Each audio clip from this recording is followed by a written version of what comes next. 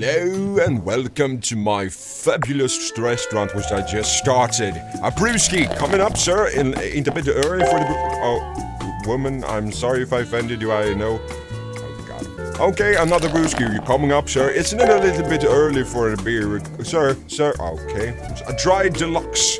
Mushrooms, tomato, greens. Coming up, sir. And, sir, you're not pleased with that? No, okay. A steak? This early? Okay. I'm not the one seasoned 3 times with juice. The classic steak. Actually, sir, if you just want to hear what I do with the chicken, it's actually something really interesting. I just tenderize it about 6 times, and then I season it, and then I put something really interesting there. Okay, sir, he wasn't pleased. I guess it's my story. Brewski, oh, well, for lunch, I guess it's valuable. I guess it's kind of reasonable for you to, okay, slow down there. I only got 1 pair of hands. Almost overcooked that one, but that's not what we do here on my restaurant. And 4, 3, 4, 5, 6. I'm actually gonna just clean some dishes while I make your steak there, sir. And I just put my hands in the toilet to make that extra flavor when I actually put it to you. There you go. Extra toilet flavored fucking carrots and stuff. I think it's kind of rude of these people to actually not listen to my stories. Maybe I talk too much, but I have heard it from my mom that I'm a really pleasant guy to talk to, and my mom is always right. Oh, I almost cooked over that one, but you know, here at Yunky Shrunk, we don't do that kind of stuff. I don't mean. Tenderize. 1, 2, 3, 4, 5, 6. You're not. Okay. Don't fucking order the fucking chicken if you don't want it. I'm just gonna flush the toilet because apparently my customers are fucking retarded. So, do you want to hear the story about how I make the chicken? It's actually a quite interesting one. I know I've been telling this to a couple of people before you, but if you haven't heard it, I would actually like you to stay to actually listen to it because it is something. Okay, ma'am, I'm okay, sir, no, okay. I guess it's just better for me to shut up.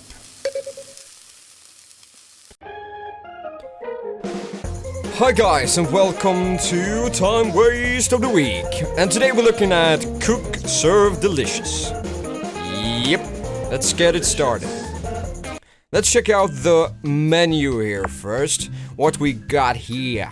Yeah, what we got here. So, we have the options menu. There's not really many options in the options menu, but that's kind of expected from this game. No? Just me? Well, I think it is. And I stick to it. Tutorials. You have tutorials. We have a really good tutorial in the beginning, so I'm not gonna show you. It takes like 10 to 15 minutes to actually read through it, and I think you actually should put focus to actually reading every detail of the tutorial to actually grasp the kind of concepts that it is. Just do the damn tutorial, for fuck's sake.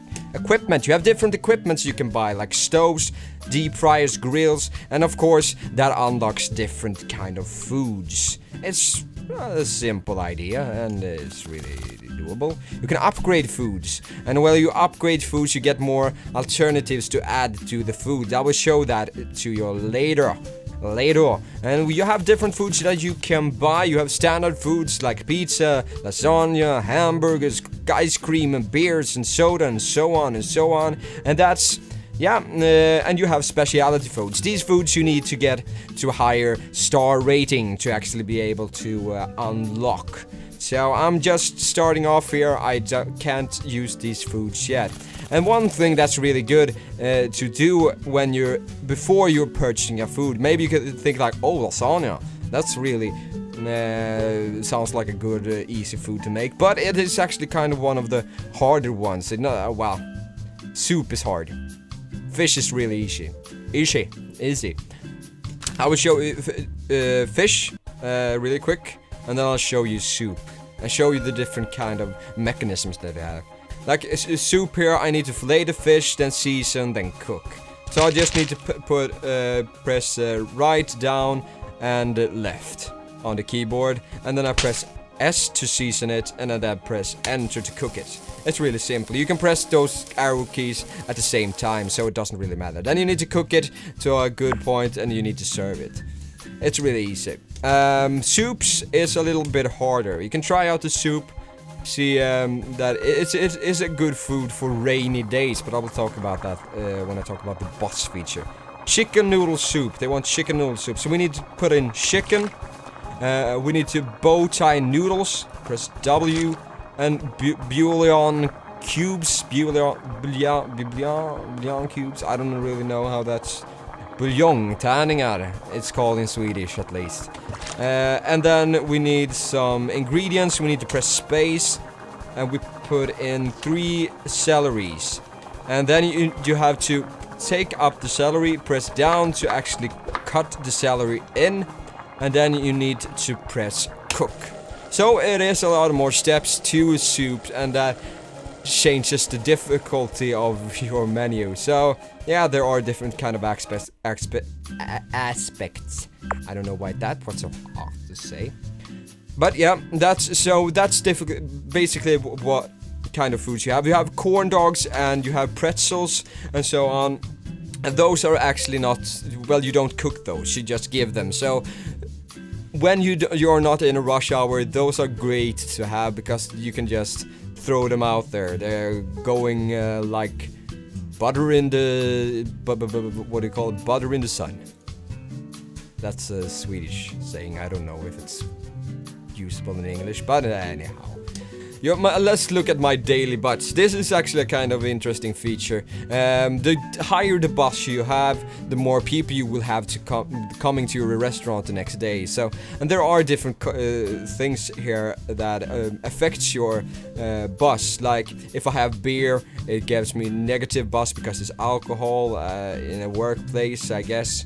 And I don't know. They don't like that for some reason. And apparently. And you have like this. This is not giving me negative buzz, but it will not be used during rush hour. It just gives you some sort of tips. And yesterday I had one bad order, and it cost 0% negative buzz for me. So yeah, it doesn't really matter if you miss one, but just don't miss a lot of orders, otherwise it will be bad. And you have flexible bus that affects, like if you have soup, that's dish that's what do you call it? Compatible with rainy weather. So if I have soup on my menu, then it will give me a boost in the flexible area. Like when it's raining, I have 5% more bus during that time, and there will be more people coming in and ordering soup. So that's a quite interesting thing to do, or interesting concept. Your active menu. Here you have your little menu. You can change it up from day to day. It doesn't really matter. You have here you see I have upgraded one of the beers. Oh, one of the beers. My beer is upgraded. It's a better brew. So I can take more. I can have a higher cost. I can make more money of it. And if you see like this, I have menu rot. You get menu rot from different foods that doesn't have this little green clamor. And menu rot is basically if you have a food on your menu for 2 days, you need to change it up. Because, well, people apparently like change. And they don't want the same food there for 2 days. I don't know. It's weird, but it just is there. It's I don't know, it's one of the features that maybe I'm not really understanding, but it adds another concept, so you actually need to change up your menu each day or every other day. Yeah.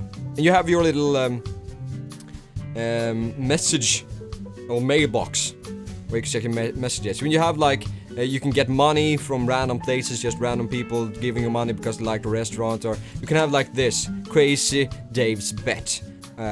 So, alright buddy, how about this bet? You can't do a 20 times perfect combo, plus have salads and ice cream on your active menu today. Your skills just can't match my awesome bets. Pony up $300 if you think I'm wrong. And I'll accept that bet because I'll just wait with it, actually. I'll favorite that for a while. I'll check on that later. And you get messages about upgrades, and you can just get random messages from people who just saying, "Oh, your restaurant is so cold. I love your food. It's so delicious," and stuff like that. So, yeah, that's basically it. And I love this game is actually really fun. It's really stressful sometimes because you really need to hurry with your servings, and well, I can't really play this game for longer than a period of time. Like 1 hour at a top, because it makes my head really, well, it makes me sleepy, honestly. It makes me, my focus span is not that great. But if yours is greater, then I recommend you to actually play this game. It's really fun. The art concept is really simple, but it works. I wish maybe that we could look into the restaurant, maybe than just seeing people walk by in some sort of aisle with a window behind it. It feels weird. I want to see the people actually sitting down. Yeah, I don't know. Maybe there is, of course, there should be like tables and so on that we don't see, but I wish maybe that they have worked a little bit more on the visuals and implemented that, so we had some. I think that could have been a nice add to it. Other than that, it's a great time waste, so it fits for this time waste of the week. And like and favorite if you enjoyed this episode. Leave a comment below for suggestions for games that I can have on this series that's suitable for these kind of time waste things. Yeah, whatever. And if you just want to talk about anything, it doesn't really matter. Subscribe to become part of the Sad Scan today, and as always, until next time, guys, bye.